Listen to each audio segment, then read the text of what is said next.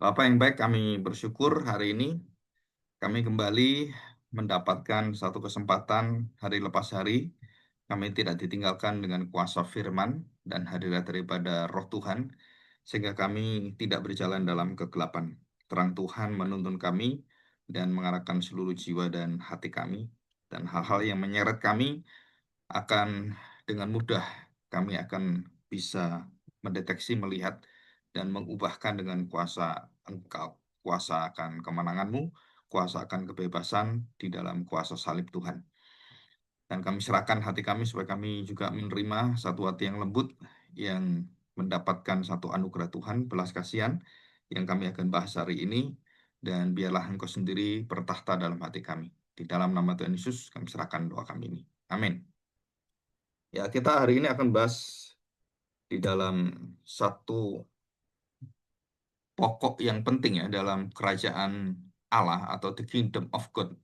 Pengajaran kerajaan Allah itu ada satu yang sangat penting dan puncak serta dari seluruh pengajaran itu ya, yaitu sebenarnya sama dengan perjanjian lama tentang kasih yang diwujudkan dalam belas kasihan. Jadi kasih Allah itu harus ditunjukkan, dimunculkan, dan itu harus bisa diterima, dirasakan, kemudian dialami, dan mengubahkan hidup orang. Nah, itu adalah belas kasihan. Jadi melalui belas kasihan inilah pintu keselamatan pertobatan yang dibuka oleh hati Tuhan yang penuh dengan belas kasihan itu membuka kita menerima belas kasihan sehingga kita bisa mengasihani diri, melihat dosa kita, dan kita melihat akan anugerah, rahmat, kasih setia Tuhan serta perjanjiannya itu menjadi yang sangat agung gitu ya, sangat indah, dan kita berani datang pada Tuhan karena Tuhan punya hati penuh dengan belas kasihan. Dan belas kasihannya itu melampaui segala batasan manusia. Jadi kalau kita belas kasihan kita itu karena anak kita, karena mungkin orang baik dengan kita. Kalau Tuhan enggak. Bahkan orang sejahat apapun, kalau Tuhan mengatakan dia berniat untuk memberikan belas kasihan, dia berikan. Termasuk Fir'aun, itu dikasih belas kasihan oleh Tuhan. Jadi kalau menolak, yaitu berarti kamu mendapatkan hati yang keras. Jadi belas kasihan itu lawannya sebenarnya hati yang tidak berbelas kasihan, hati yang kejam. Nah, oke ya, kita bahas hari ini. Nah, yang pertama adalah kita masuk ke satu tema yang rada bersifat etis gitu ya. Tapi sebenarnya ini inti daripada agama orang-orang Yahudi, ahli Taurat dan orang Farisi yang begitu rusak. Apa yang dirusak oleh mereka adalah belas kasihan. Belas kasihan itu adalah inti ibadah. Nah, kita akan membaca ini. Jadi ketaatan tanpa belas kasihan, ketaatan kita dalam agama, ketaatan kita dalam hal-hal pemerintahan, dalam hal hukum gitu kan, tanpa belas kasihan itu sangat kejam. Jadi melahirkan bentuk kekejaman yang sangat merugikan dan merusak akan kemanusiaan dan moral manusia. Oke, saya akan bacakan ya. Matius 9 ayat yang ke-9 saya bacakan. Setelah Yesus pergi dari situ, ia melihat seorang yang bernama Matius duduk di rumah cukai. Lalu ia berkata kepadanya, "Ikutlah aku." Maka berdirilah Matius lalu mengikut dia.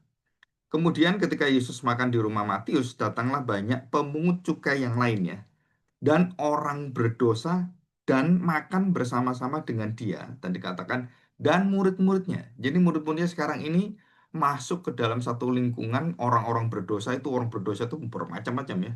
Baik itu bajingan, baik apapun, bersama-sama dan termasuk pemungut-pemungut cukai yang ada. Pada waktu itu orang Farisi melihat kejadian ini, melihat hal ini, berkatalah mereka kepada murid-murid Tuhan Yesus. Jadi mereka hadir ini sama-sama hadir. Nah, hadirnya orang Farisi, hadirnya para murid Tuhan Yesus, hadirnya orang-orang berdosa pemungut cukai, dan Yesus sendiri yang hadir di situ. Mengatakan apa? Mengapa gurumu makan bersama-sama dengan pemungut cukai dan orang berdosa?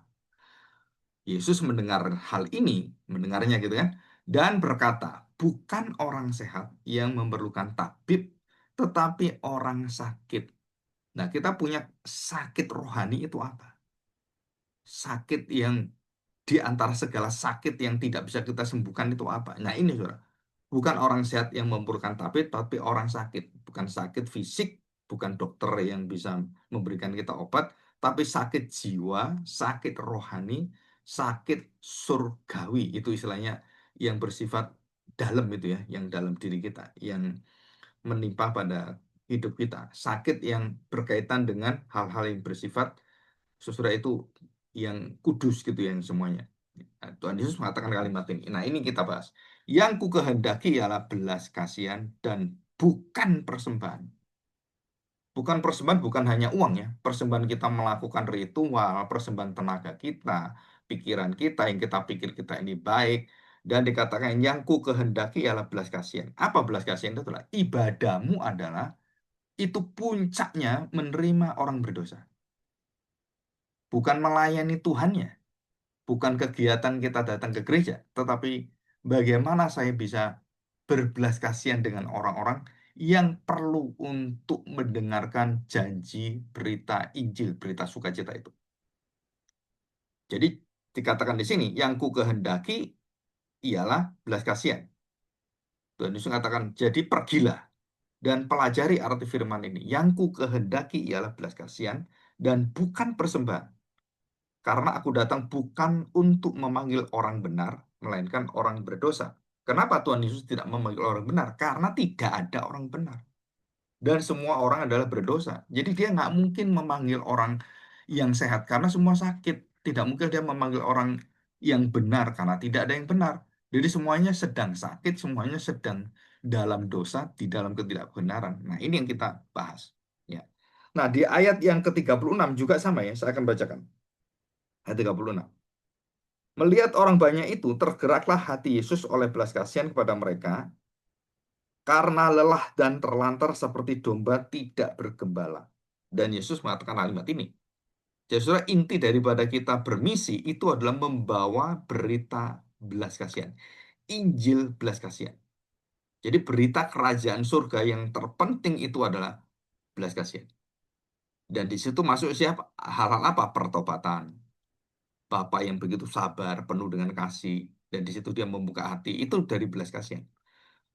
Nah, belas kasihan itu wujud dari apa? Dari bentuk yang nyata, buah daripada kasih Allah yang begitu dalam. Dan itu dinyatakan dalam belas kasihan. Jadi belas kasihan itu bukan hanya teori ya, bukan hanya omong-omong. Oh iya kasihan, oh iya saya tahu. Tapi nggak bertindak apapun, tidak mengatakan apapun, dan tidak punya hati simpati, berempati. Itu bukan belas kasihan. Itu cuman omong-omong. Itu cuman ya sebagai orang ya cuman untuk lip service saja, hanya untuk menjamin orang oh ya dia itu ngerti gitu, tapi nggak pernah terlibat di dalamnya. Nah, di dalam teologi kaum Puritan itu adalah ada satu hal yang mungkin kita perlu tahu ya. Jadi teologi itu harus dinikmati, dialami, dan dibagikan serta disaksikan. Jadi hidup kita ini adalah pure. Pure itu dari kata murni ya. Jadi betul-betul yang dilihat Tuhan itu adalah apa yang kita kerjakan itu adalah hati dia. Itu adalah tindakan dia. Jadi kita ini sebagai agen damai, agen sukacita, agen daripada orang-orang yang penuh dengan belas kasihan gitu kan. Nah, itu dinyatakan di situ. Oke, saya mendapatkan gambar yang sangat unik ya di sini. Nah, coba kita lihat sekarang. Kita perhatikan baik-baik. Orang-orang Yahudi, ahli Taurat khususnya ya, orang-orang ahli Taurat itu artinya udah orang-orang yang punya gelar, kalau kita sekarang mungkin profesor, doktor gitu kan, dan ahli Farisi. Orang Farisi itu lebih tinggi daripada semua, dan mereka sudah punya pengaruh dan punya satu otoritas yang menguasai Sanhedrin atau apapun ya. Nah, itu orang-orang Farisi dan ahli Taurat itu sudah ada di dalamnya. Mereka terbagi menjadi dua kubu yang kuat sekali. Nah, kita lihat, jadi kalimat Tuhan Yesus, jadi pergilah, itu adalah perintah. Dan kita disuruh pergi bergerak, dan kemudian perginya bukan hanya pergi, sambil mempelajari firman. Pergilah, pelajarilah. Jadi kita pergi, pelajarilah. Jadi waktu kita berjalan, kita melakukan firman dan kita mengerti firman, kita jalankan, kita mengerti firman, kita jalankan. Nah, itu pergilah dan pelajarilah.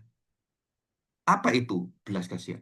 Jadi belas kasihan ini Tidak bisa cuman kita pelajari secara teori, tetapi kita harus pergi bertindak dan menjadi saksi dan menghasilkan buah di situ. Jadi ketaatan sejati itu adalah bukan karena tindakan kita, tetapi karena kasih Allah itu menguasai kita dan kemudian membawa kasih Allah itu kepada kasih sesama kita. Dan itu semua bentuknya apa? Bentuk yang terwujud dengan apa? Mengalirnya belas kasihan. Jadi apa bahaya daripada ketaatan yang tinggal sebagai ritual seperti orang-orang Farisi dan ahli Taurat itu? Sesudah mereka menjadi orang-orang yang sangat menghina orang lain, sangat tinggi hati, sangat sombong. Nah, itu saya lihat pada teman-teman saya yang punya teologi yang sangat tinggi, apalagi kalau dia sudah sampai puncak mendapatkan gelar tertinggi gitu ya, doktor, profesor. Itu biasanya saya tanya semua orang-orang punya gelar tinggi itu, saya tanya, pernahkah kamu merasa lebih ngerti dari orang lain dan merasa orang-orang kalau bicara itu kamu lebih tahu? Pernah nggak? Hanya sekali saja. Pernah nggak gitu? Dan kebanyakan mereka, apalagi Profesor Edison ya, yang pernah kita undang itu seorang yang bisa mengerti tentang nuklir gitu ya. Nah, ahli biokimia itu, dia mengatakan ada satu yang sampai sekarang ini saya sulit sekali untuk melawan itu. Apa itu ya? Kesombongan. Jadi kalau dia dihina oleh orang-orang Amerika, orang-orang Barat gitu ya, saya bisa loh. Saya ini orang Indonesia, saya orang Batak. Jadi bukan orang bodoh kita. Dan dia tunjukkan dan bisa. Tetapi setelah dia mendengarkan seminar dan bicara-bicara itu, dia mengatakan betul, Pak Pendeta, yang paling sulit itu adalah melawan ketinggian hati. Jadi semua orang sudah pada puncak, apalagi puncak kerohanian, sudah sadar atau tidak sadar. Kita memandang orang lain, itu pasti kita merasa kita lebih ngerti, lebih pinter, dan lebih tahu, lebih pengalaman. Padahal jauh, jauh sekali. Nah ini ya, jadi nanti tanpa kasih, akhirnya penuh dengan keras hati. Jadi hati yang tidak berbelas kasihan itu akan menghasilkan kekerasan-kekerasan, kekejaman-kekejaman, dan tidak punya perasaan.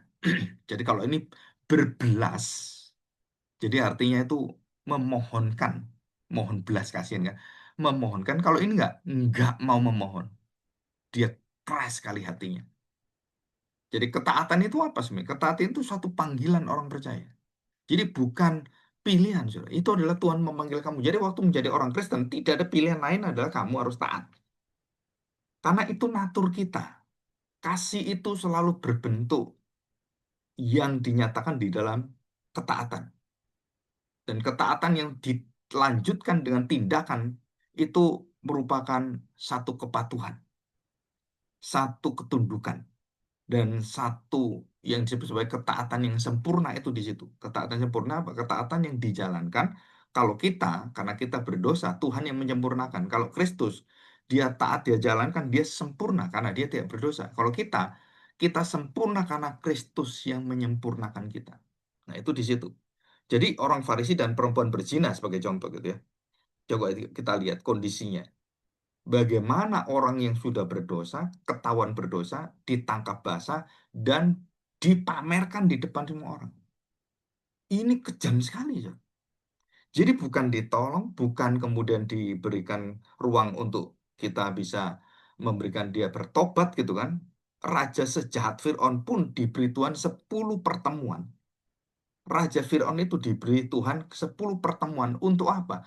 Memberikan waktu pertobatan, memberikan waktu supaya bangsa Israel dilepaskan. Tapi sampai akhir 10 kali sempurna, Fir'aun menolak seluruh daripada kekuatan Tuhan itu. Jadi artinya apa? Dia tidak berbelas kasihan dan hatinya keras. Oke, saya akan memperlihatkan kita bahwa di dalam kitab Hosea, hal ini juga dikatakan dengan jelas. Ya, dalam kitab Hosea. Coba saya bacakan kitab Hosea. Ya, kita lihat. Hosea pasal 6 ayat yang ke-6. Mari kita pasal main sebentar. Ini kok. Sebab aku menyukai kasih setia dan bukan korban sembelihan. Nah, jelas ya. Jadi kalimat Matius 9, 13, 36 ini itu diambil dari mana? Dari Hosea 6 ayat 6.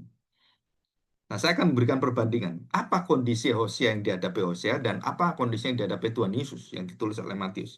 Saudara perhatikan, Israel pada zaman itu, Hosea, itu sangat menghina Tuhan. Dengan apa? Dengan memberikan ritual-ritual yang dipalsukan. Pemujaan-pemujaan yang sepertinya kepada Tuhan, mereka kemudian menggantikan itu dengan apa? Dengan pemujaan dunia. Nah, gereja juga sama. Gereja yang luntur, yang kemudian ikut gaya musik duniawi, dan dengan cara-cara duniawi, mereka pikir bahwa mereka itu dekat dengan Tuhan. Mereka sampai nangis-nangis di hadapan Tuhan. Dan barusan ini saya lihat, begitu banyak anak-anak muda menyambut 10 hari Pentakosta, itu kemudian mengalami satu istilahnya tumbang dalam roh.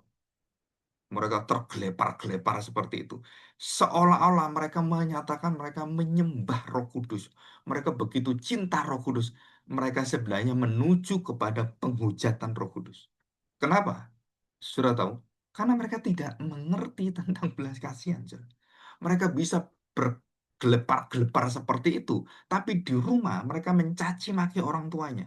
Di rumah dia tidak punya hati sama sekali mengerti tentang bagaimana orang berjasa kepada dia. Dia tidak punya kasih, dia tidak punya belas kasihan. Tapi di gereja mereka bisa tanda petik kemasukan Roh Kudus. Kalau saya katakan kerasukan Roh Kudus, berarti Roh Kudus tidak bisa merasuki.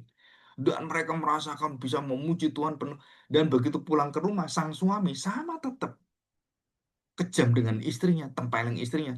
Walaupun sudah bisa berbahasa roh, walaupun dikatakan tumbang dalam roh, tapi perilaku dia tidak pernah berubah.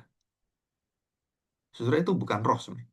Roh tidak mungkin melakukan itu dengan tidak mengubah hati orang. Jadi bagaimana saya tahu bahwa itu dari roh? Ya dari buahnya. Kalau saya ditanya, Pak, bagaimana saya tahu orang-orang itu betul-betul ya artinya itu mengalami baptisan Roh Kudus gitu kan, mengalami kuasa Roh Kudus. Ya kamu lihat hidupnya, hasil hidupnya. Karena apa? Karena tidak mungkin menyangkal itu. Jadi belas kasihan itu saudara-saudara tidak bisa memalsukan, menirukan, mengimitasi, kemudian apa ya kalau orang itu dijadikan seperti topeng gitu, nggak bisa. Belas kasihan itu tidak bisa dipalsukan. Bukan belas kasihan seperti kita kasihan dengan orang, bukan. Yang mengalir dalam hati kita itu nggak bisa. Jadi Israel dalam zaman Hosea hidup dalam pemujaan ritual, tetapi saudara sama sekali hatinya tidak terikat dengan perjanjian dengan Allah. Mereka melanggar kekudusan, mereka melanggar akan kebenaran, mereka melanggar keadilan, mereka menginjak-injak orang-orang. Orang kaya itu yang memiliki kekayaan tidak pernah perhatikan pada orang. Yang penting saya kaya, tambah kaya, yang lain miskin ya biarin aja. Sama kita kalau berjemaat sama. Kalau kita melihat orang yang dalam kesusahan, dalam arti adalah anak-anak Tuhan ya, bukan orang mencari untung, datang ke gereja cari untung. Nah itu orang kurang ajar, nggak perlu ditolong, nggak masalah gitu. Tapi orang-orang yang betul-betul perlu ditolong, dia anak Tuhan, saudara.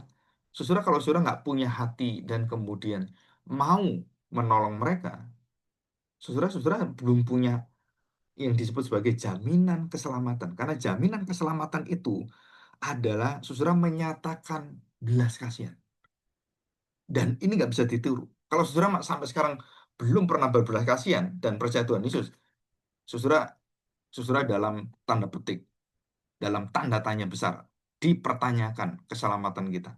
Tapi kalau kita sudah bisa mengalirkan dengan ikhlas dan betul-betul kita atas nama Kristus dan kita semua sudah mengalami itu, dan apa yang terjadi?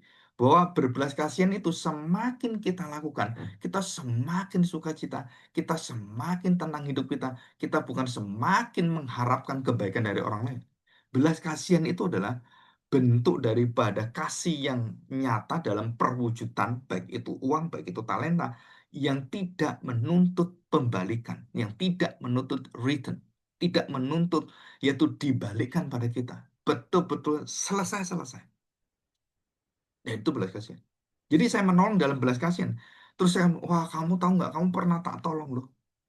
Sebenarnya itu bukan belas kasihan. Apa artinya? Bahwa belas kasihan itu adalah kita sudah tidak mengingat lagi. Seperti dosa kita yang tidak diingat Tuhan, belas kasihan juga sama. Kalau kita melakukan belas kasihan, menolong orang dan semua, jangan pernah engkau ingat. Kenapa? Kamu akan kecewa sekali. termasuk pada dirimu sendiri. Lah, kenapa saya tolong dia? Tahu gitu saya nggak tolong dia. Nah, di situ kamu mendapatkan hakmu sudah selesai dan kamu tidak mendapatkan satu anugerah dari Tuhan.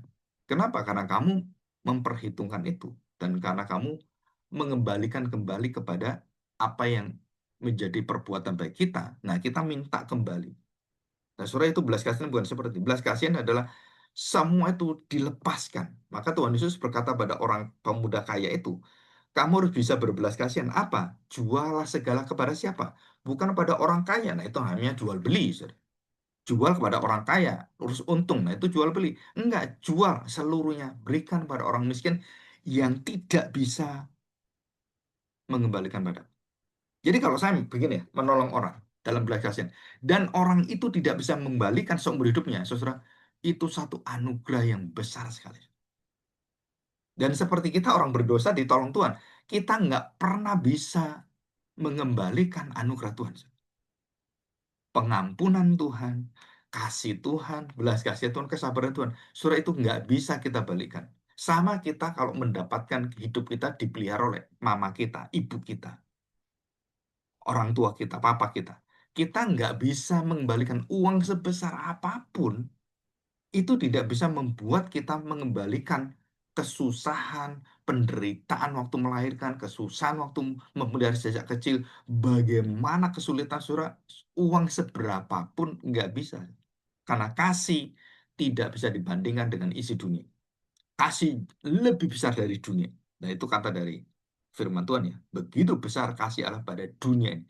Jadi dunia tidak bisa membesarkan mata kita sebagai ingin dunia, tapi kasih itu membuka kita betapa besar hati Tuhan, kebaikan Tuhan. Bukan betapa besar kenikmatan dunia ini. Aku ingin mengambilnya, aku ingin mendapatkan uangnya. Jadi itu orang-orang yang tidak mengerti akan hidup di dalam kerajaan Allah. Jadi siapa yang kita dulukan? Nah, yang kedua adalah kenapa saya mengatakan ini? Karena hidup daripada jemaat rakyat sudah rusak. Siapa yang merusak? Imam yang merusak. Iman daripada semua orang-orang itu sudah tidak memperhatikan yang diperbolehkan Tuhan atau tidak. Dan mereka memalsukan ibadah itu semua. Yang cacat diterima binatang-binatang dan kemudian digantikan dengan binatang-binatang yang sama yang cacat dan mereka mencari hasil di sana. Jadi yang kita lihat imam-imam ini hatinya sudah membeku dan sudah rusak, ibadahnya rusak. Dan saudara perhatikan, sulit ditegur. Dari waktu Tuhan Yesus menegur mereka, dan setiap kali Tuhan Yesus ketemu dengan orang Farisi, ahli Taurat, saudara, waktu berpapasan itu, apa yang mereka lakukan pada Tuhan Yesus? Yaitu membagikan kekerasan hatinya. Apa yang dilakukan Tuhan Yesus? Membagikan belas kasihannya. Dan ini bedanya. Kerajaan Allah dan kerajaan dunia. Dunia menyatakan betapa keras. Tapi surga menyatakan betapa lembutnya hati Tuhan. Penuh dengan belas kasihan. Jadi anti teguran, anti nasihat, dan anti kerendahan hati. Dan semua yang ada dalam buah Roh Kudus, anti sukacita. Dia senang kalau orang lain dalam kesusahan, dia senang kalau dia merampas orang.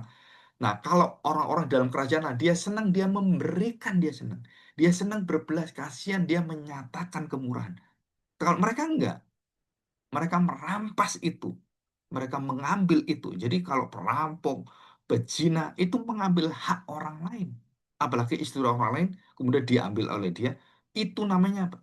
Dia sedang merampas. Dia Jadi hatinya itu tidak punya belas kasihan. Jadi orang yang berzina seperti Daud tidak punya belas kasihan. Membunuh orang tidak punya belas kasihan. Kalau dia punya, nggak mungkin.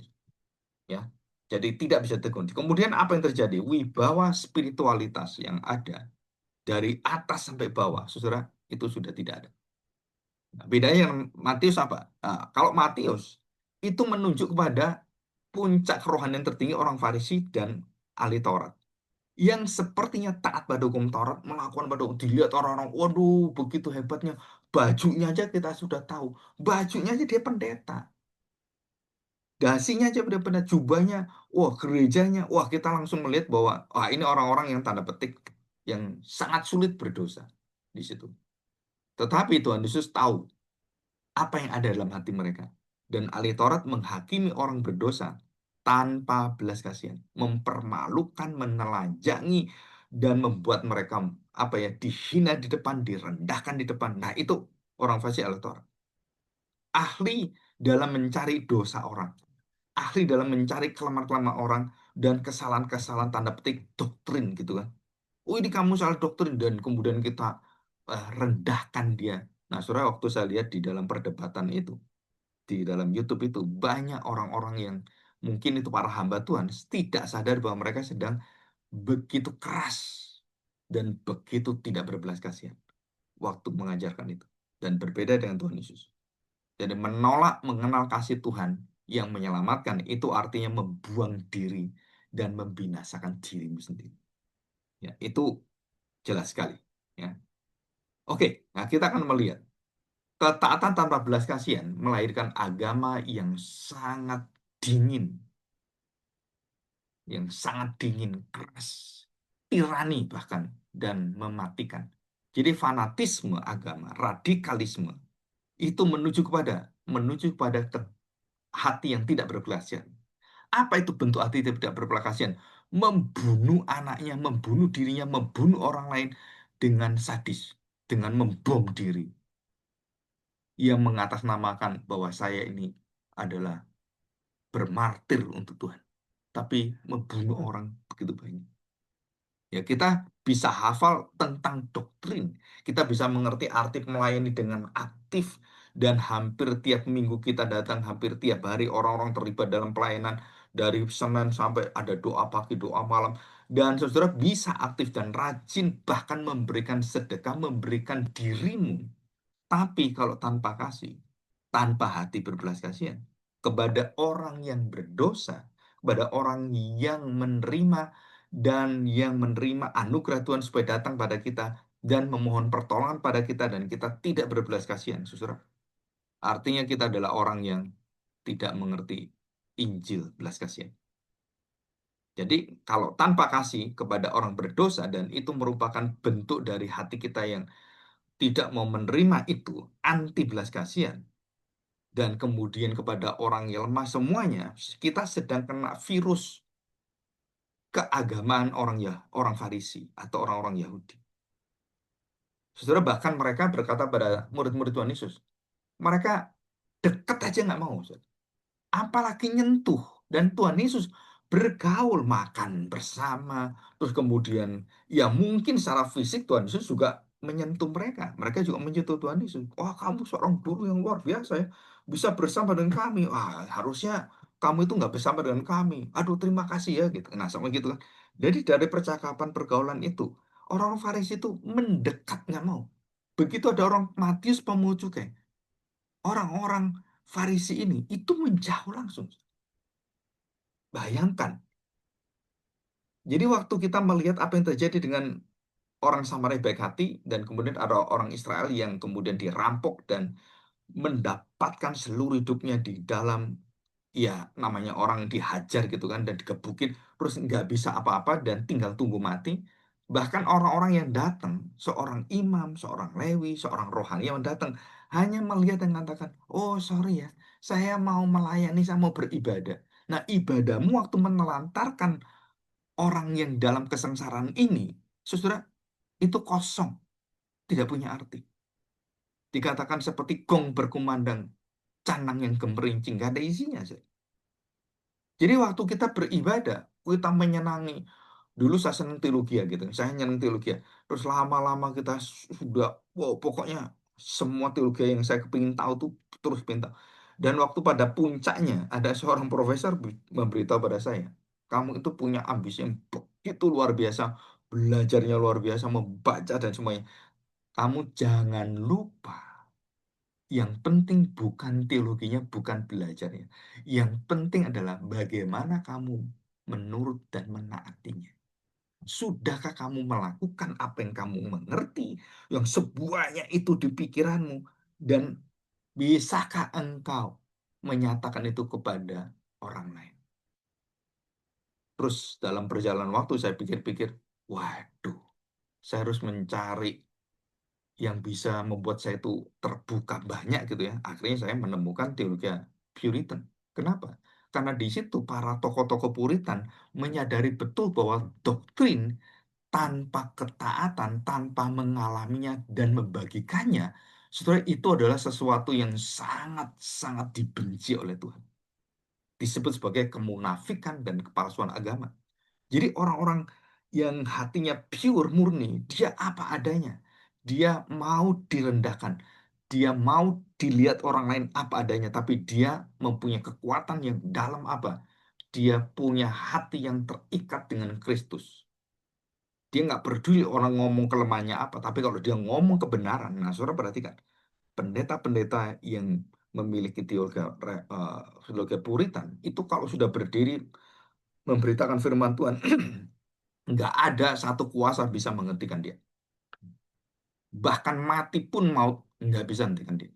Maka orang-orang yang disebut sebagai kaum kaum yang dimartirkan itu oleh Mary the Queen itu, saudara, 100 lebih orang, kira-kira 120 orang. Itu pendeta-pendeta yang hebat itu, yang hatinya itu lurus, yang tidak memandang kepada bentuk kompromi apapun. Saudara, diracun semuanya oleh Ratu Mary yang kejam itu. Dan setelah itu, gereja sadar bahwa mereka harus keluar dan mencari satu negara impian, the dream country. Dan akhirnya mereka sampai menemukan Amerika. Dan disitulah negara Amerika pada tanggal 4 Juli itu 1776 ya kalau nggak salah, atau berapa gitu, 1170, 70 lebih gitu, 770. Nah, di situ berdirilah negara Amerika. Dan siapa yang mendirikan Amerika, saudara? Amerika sampai sekarang itu melupakan founding fathers mereka, yaitu kaum Puritan. Orang-orang reformasi yang sadar, yang memiliki teologi reform itu, yang sadar betul bahwa teologi reform itu bisa mematikan mereka, dan mereka harus mengubahkan semuanya itu menjadi teologi yang betul-betul menghasilkan, menyaksikan Injil dan hidup menjadi terang Tuhan. Jadi bukan pinter berteologi. Nah, ini teman-teman saya yang di dalam arus teologi reformasi, gereja reform atau semuanya, saya memperingatkan seperti saya dulu berada di arus yang sama. Saya kemudian keluar. Kenapa keluar? Karena saya sadar betul apa yang berbahaya di dalam. Jadi saya berteologi reform. Tetapi hidup saya di dalam hidup yang betul-betul mau dimurnikan oleh Tuhan. Apakah saya sempurna? Enggak. Banyak kelemahan. Dan bahkan kepalsuan, kemunafikan yang kita alami, yang mungkin kita nggak sadar, atau mungkin orang lain sadar. Dan kita tahu bahwa bukan diri kita, tetapi seperti pemungut cukai yang berdoa pada Tuhan. Aku tidak layak. Aku tidak layak. Bukan seperti orang Farisi. Aku layak. Aku gereja yang mengerti firman Tuhan. Dan kita merasa menghina gereja lain. Saudara, itu bentuk dari satu hati yang anti belas kasihan. Banyak teman saya nggak sadar itu. Kamu sedang dikeraskan hatimu oleh setan. Dikeraskan hatimu oleh apa? Oleh teologia. Jadi teologia itu bisa mengeraskan kita. Bisa, saudara. Itu saya banyak bertemu dengan orang-orang sudah mengalami melewati itu semua. Termasuk Samuel Ling, termasuk Kwe Siwa, dan semua profesor yang melok semua. Sudah itu pernah mengajar saya, dan termasuk Simon Kistemaker. Ya, Richard Pratt juga sama, yang menjadi dosen-dosen saya itu kan.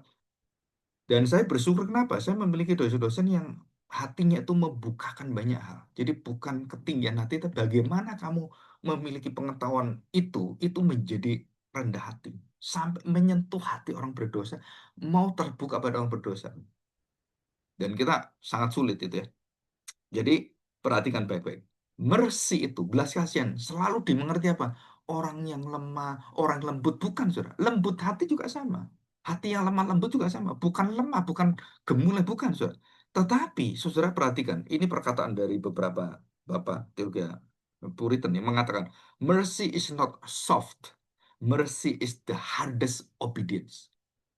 Jadi belas kasihan itu bukan sesuatu yang lembek, yang lemah. Oh, kamu lemah. Jangan gitu. Kok belum belas kasihan? Ini orang ini harus dihukum, orang ini harus ditindak. Nggak bisa, saudara. Kenapa? Sebelum saya menghukum dia, sebelum saya mengadili dia, Tuhan memberikan hati yang sabar, penuh dan belas kasihan dicurahkan oleh Tuhan. Apa itu mercy?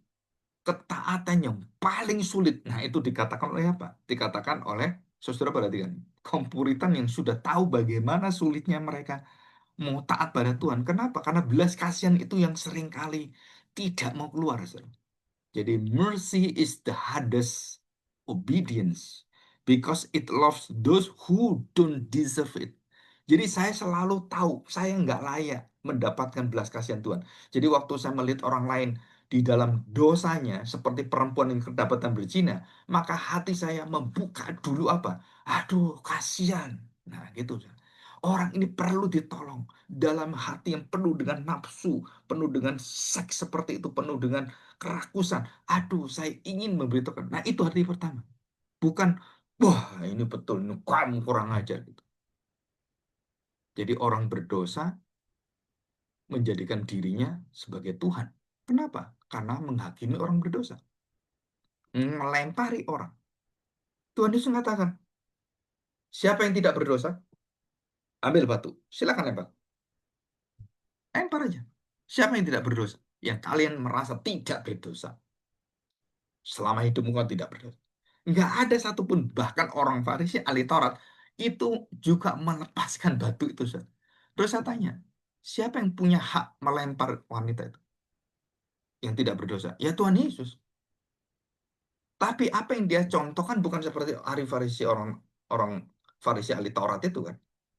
Tapi Tuhan Yesus menyontohkan, ini loh tindakan Allah. Ini loh wujud daripada kehendak Allah.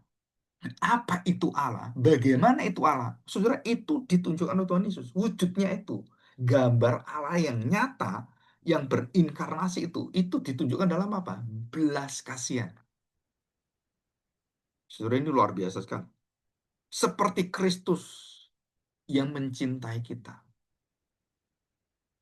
Nah, di sini kita belajar. Jadi salib adalah puncak tertinggi sempurna perwujudan belas kasihan Allah. Kenapa? Karena waktu Tuhan Yesus membela perempuan itu, dia menyatakan berpartisipasinya bagaimana dia mengatakan yang tidak berdosa, silakan ambil batu dan kamu hukum dia. Saudara, di situ Tuhan Yesus memberitahukan tentang bagaimana menghakimi, bagaimana kamu mengadili orang, bagaimana kamu harus membuka hati untuk memberikan pertobatan. Nah, Tuhan Yesus bukakan itu. Dan wujud puncaknya di mana? Dia memberikan dirinya. Jadi bukan cuma omon-omon di bawah dia mengajar dia, dan dia menyatakan itu enggak, dia tunjukkan bahwa dia dengan sempurna taat dia berikan seluruhnya untuk atas nama belas kasihan Bapa surga. Dan di situ, apakah ahli Taurat, hukum Taurat memberikan ini? Enggak ada. Hukum Taurat menyatakan kamu berdosa, kamu harus bertobat. Dan hukum Taurat tidak bisa menghidupkan kasih. Jadi hukum Taurat itu bisa hidup karena kasih. Hukum Taurat tanpa kasih itu menjadi hukum legal, tirani, kejam, dan sadis luar biasa. Apa yang dilakukan ya? Seperti orang-orang ahli Taurat dan orang Farisi. Jadi ketaatan Kristus bukan berdasarkan aturan manusiawi, aturan Taurat yang dibuat mereka, bukan. Tapi adalah berdasarkan kasih yang penuh dengan belas kasihan. Dan waktu dia melakukan itu, semuanya berbeda. Sikap dia, bicara dia, kalimat dia. Dengan sikap orang Farisi yang menghina dan berdoa dengan meremehkan. Saudara, hatinya yang sombong luar biasa. Jauh pisan, ya. Jauh sekali. Bahkan Tuhan Yesus berdoa bukan seperti orang Taurat. Ya Bapa, ampunilah. Itu puncak dari belas kasihan. Apa itu puncak dari belas kasihan? Kematian, pengorbanan untuk menebus dan memberikan pengampunan. Saudara, tidak bisa dilakukan oleh manusia siapapun. Siapa yang bisa mengampuni? Siapa yang dia bisa berkorban? Nggak ada. Saudara. Jadi jangan sok kita berkata, aku berkorban, aku betul-betul sudah melakukan untuk semuanya bagi nama Tuhan, saudara. Bukan. Saudara-saudara bisa seperti itu karena saudara mendapatkan satu kemenangan di dalam salib.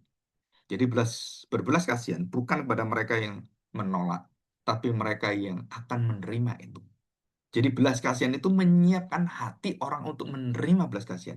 Anak terhilang dipersiapkan di dalam perjalanan panjang penderitaan dan kehancuran, kebangkrutan. Baru dia sadar belas kasihan bapaknya.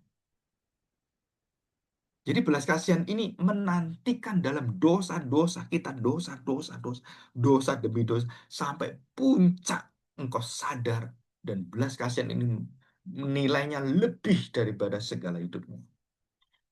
Jadi taat itu bukan karena ritual. Saya datang kenapa? Karena saya pengurus. Saya datang kenapa? Ya, saya berkhotbah. Kenapa kamu nggak telat? Ya kan saya khotbah. Saya kan harus datang lebih awal karena saya khotbah. Saudara, itu bukan ketaatan ritual. Tapi karena betul-betul ada satu hati yang penuh dengan belas. Untuk apa? Menyiapkan seluruh pelayanan kita. Jadi tidak pernah mau menolak duduk dengan orang-orang berdosa. Tidak pernah mau mengerti kelemahan orang lain. Jadi kalau saya datang tidak telat, terus orang lain telat, saya hina. Kamu kok telat? Saya dulu nggak telat. Sesudah itu bentuk dari kekerasan hati. Jadi waktu saya bisa lebih dulu dari orang lain, saya bekerja lebih lama dari jam orang lain, saudara, yang menuntut adalah orang yang paling belakang, yang pelayanan banyak, yang waktunya banyak. Kan gitu kan? Berarti saya akan katakan, kamu tuh telat. Lihat, udah lewat 5 menit. Aku ini sudah datang setengah jam sebelumnya. Sepertinya benar, benar, so itu kalimat-kalimat benar. Tapi kebenaran itu tanpa belas kasihan, itu menghina dan melukai hati orang itu. Saudara pernah terluka nggak hati seperti ini? Kita udah susah-susah datang, dicaci maki. Udah setengah mati dan berusaha dengan kiri kanan sudah sampai, nggak dianggap. Saudara. Terus tiba-tiba kita sudah persiapkan semuanya. Nah ini ya untuk pelayan-pelayan Tuhan yang kadang-kadang kita menyiapkan mengatur pelayanan. Hati-hati, Saudara. Kenapa? Banyak saya dengar orang sakit hati. Kenapa? Karena diganti pelayanannya. Kamu nggak berbelas kasihan. Nggak ngomong orangnya, terus diganti orang lain. Kamu bagian kolektor ya, kamu bagian singer ya, kamu bagian WL ya. Terus pada waktu harinya karena mungkin karena ada keterlambatan dan mungkin ada apa, terus kita ganti tanpa memberitahu. Terus dia datang sudah bajunya sudah siap, mau nyanyi sudah siap semuanya. Terus oh nggak bisa saya ganti. Oh itu sakit hati, saudara. Belas kasihan itu selalu itu selalu apa ya mendahului dan membungkus semua ketaatan ritual keagamaan kita kalau tanpa belas kasihan saudara seenak kita sendiri dan kita kemudian oh kamu kan nggak bisa langsung saya ganti saudara pengalaman saya kalau orang itu datang dengan persiapan dan orang menggantikan walaupun telat saudara itu harus turun diganti yang bertanggung jawab jadi kalau sudah telat satu lagu turun kamu diganti apa dia yang bertanggung jawab dia harus naik dan itu namanya belas kasihan. Jadi bukan diganti, udah saya aja yang ganti. Dan yang ganti merasa saya lebih tahu dari kamu, saya lebih bisa dari kamu. Saudara, itu ritual agama yang membuat kita jauh dari Tuhan. Dan itu melukai hati seseorang. Saya berkali-kali dengar seperti ini, apalagi di kaum wanita saudara, yang berada di gereja waktu itu saya di gereja-gereja yang besar di Bandung, di Jakarta juga pernah ngalami, di Surabaya juga sama. Saudara itu sakit hati tuh orangnya, saudara. Itu pemain pianis ya, pemain pianis. Kamu yang main ya, oke. Gitu. Terus dia sudah beritahu, aduh saya telat. Kenapa? Bon apa eh, ban saya bocor. Saya harus cari ini. Saya usahakan kalau datang. Ya kalau enggak, ya nggak apa-apa diganti gitu kan. Nah dia sudah ngomong. Nah saudara, begitu sampai di sana, terus dia sudah datang dan itu belum mulai, tapi sudah diganti. Dan yang ganti ini nggak mau diganti lagi. Loh, kamu udah perintah saya nggak mau. Loh enggak ini sudah datang orangnya. Ah biarin salah dia telat-telat seperti itu. Saya aja main gitu. Nah orang ini adalah orang yang tidak berbelas kasihan. Suruh banyak saya contoh-contoh dalam pelayanan yang seluruh pelayanan kita itu banyak busuknya daripada pelayanan yang memuliakan berharu, berbau harum. Kenapa? Ya karena seperti ini. Belas kasihan kita nggak ada. Kita nggak punya hati yang mengerti orang lain gitu. Dan kalau kesalahan itu ada kesalahan yang tidak disengaja, kesalahan semua itu, kita harus bisa menerima itu. Nah, ini adalah satu pelajaran dan banyak yang lain, Saudara. Banyak sekali dalam pelayanan itu. Dan saya mengalami dalam pastoral berpuluh-puluh tahun melayani gereja. Waduh, saudara itu sangat menyedihkan sekali. Kenapa? Dan itu tidak berubah sampai hari ini di semua gereja itu, Saudara. Apalagi yang ngatur itu saya enak dewek, gitu ya. Saya pernah ada yang ngatur seorang perempuan gitu. Saya enak sendiri, saudara. Ganti aja, gitu. Begitu datang, loh, kok saya kan ini jadwal saya. Oh, saya ganti. Ini dengan anak saya aja. Kenapa? Saya cocok dengan dia. Saudara bayangin, udah latihan berminggu-minggu, Terus ibu ini merasa cocok dengan anaknya. Ah, sudah kamu diganti dengan anak saya aja. Itu ibu ini nggak punya belas kasihan. Dan kalau dia bergereja, nggak akan bisa dia nyembah Tuhan. Dan Tuhan tidak akan terima penyembahan dia. Kenapa? Hatinya keras. Hatinya itu nggak punya belas kasihan. Dia harus belajar menerima kerjasama dengan orang di gereja itu, saudara. Kita harus punya belas kasihan, kita harus belajar merendahkan hati kita. Untuk apa?